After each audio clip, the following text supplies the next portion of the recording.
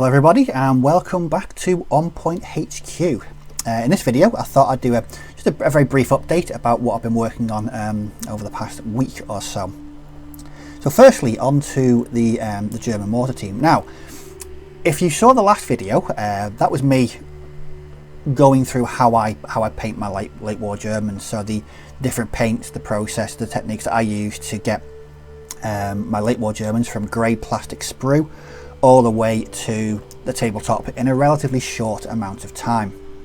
In that video, what I used as an example was a kit-bashed Fallschirmjager mortar crew that I'd cobbled together, and I used that as a way to show you exactly how I go about painting my Germans. So on the screen now there'll be some photographs of the finished mortar team. So as you'll see, all I had to do at the end of it was basically work on the base and complete the mortar itself. For basing, I've gone for my normal grit painted brown, static grass, and then some bits of offcuts of cork to act as rocks or broken walls. These have been simply painted grey and dry brushed. This is the same basing that I've been doing all the way through my late war Germans. Now ordinarily I like to be a bit more involved with my basing. But with this project I decided to keep it very simple, very drab, a bit muted, just to tie the whole project together. So I've continued that with this mortar team, and the mortar again that was attached at the very end. I've still not worked out where this mortar came from. I found two of them, but I don't know what kits they're from. I don't seem to be missing any, but I mean, I'm not complaining. I've got two spare mortars to build a couple more mortar teams with, but that's going to forever remain a mystery in my eyes, because for the life of me, I don't know where they came from. But I think I'll use the other one to do probably a grenadier one, or possibly another Fallschirmjager. Undecided yet, but I'm pretty sure another one will be coming at some point in the future, given my current penchant for all things late war German. But that is the completed mortar team. Again, time wise, no time at all spent on that, and I'm really pretty happy with the way it turned out.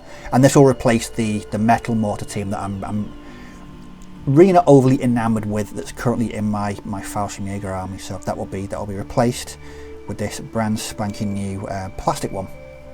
So very happy with that.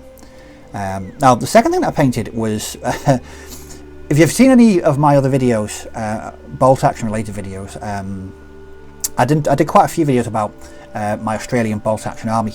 Now the majority of this army was picked up during an adventure out to Warlord HQ last year with my gaming buddy Ian, and I picked up essentially a full 1,000 point Australian army that day.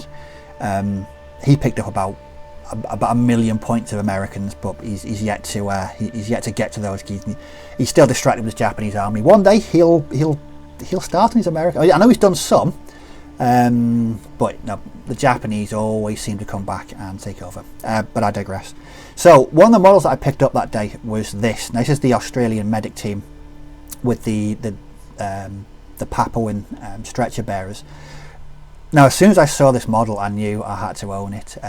We went out to Nottingham the day after Warlord did a big release of new Australian models. So I think there was the medic team, the scouts, I think the machine gun team was one of them, and a few other artillery pieces as well.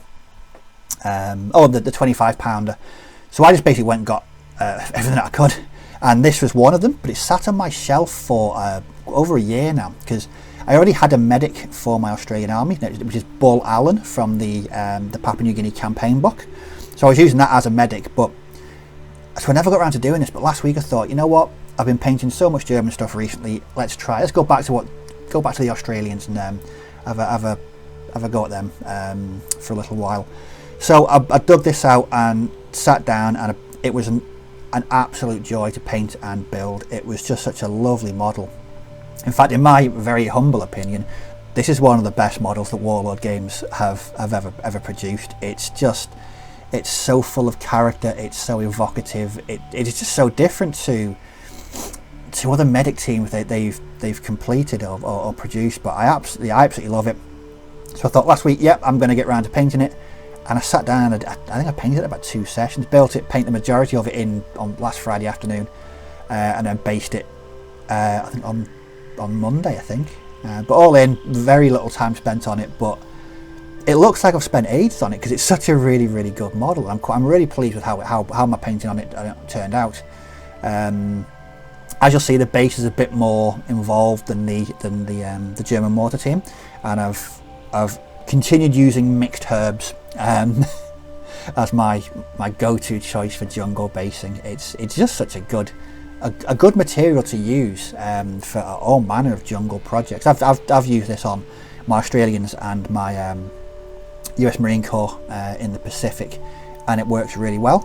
It just takes a lot of explaining to my better half why I'm using so much mixed herbs when she comes to do some cooking. But I think we've all had that conversation at some point in the past anyway. Okay, so what's up next? Well, I think what I'm going to start doing over the next couple of days is working more on my Australians. I want to really complete the rest of the Australian range. So this morning I've been working on a light mortar team and a 3-man scout team. So these have just been primed. I'm going to add the base colour this afternoon and start working on those this evening. After that, there's a 10-man militia section that I'm going to put together as well. They're going to be painted differently to the jungle troops. They have khaki uniforms, and interestingly enough, they're going to be used in a list. I think it's called the Defensive Milne Bay, where I can use elements of both my Australian Army and my US Marine Corps Army. So that's going to be an interesting list to you against Ian's Japanese. How effective it will be, remains to be seen, but that's the plan moving forward. I hope to have another video out tomorrow as well. As strange as it may sound, I've been kit bashing again, specifically late war German kit bashing, but this time it's a Volkssturm section. A bit different to what I've been doing previously. They've been completed, just working on the bases at the moment, but hopefully, time permitting, they'll be out in a video tomorrow. Well, I hope you enjoyed that update about what I've been up to over the past couple of days. And as always, thanks for watching. Take care, may your dice roll well, and I'll catch you all in the next video. Goodbye for now.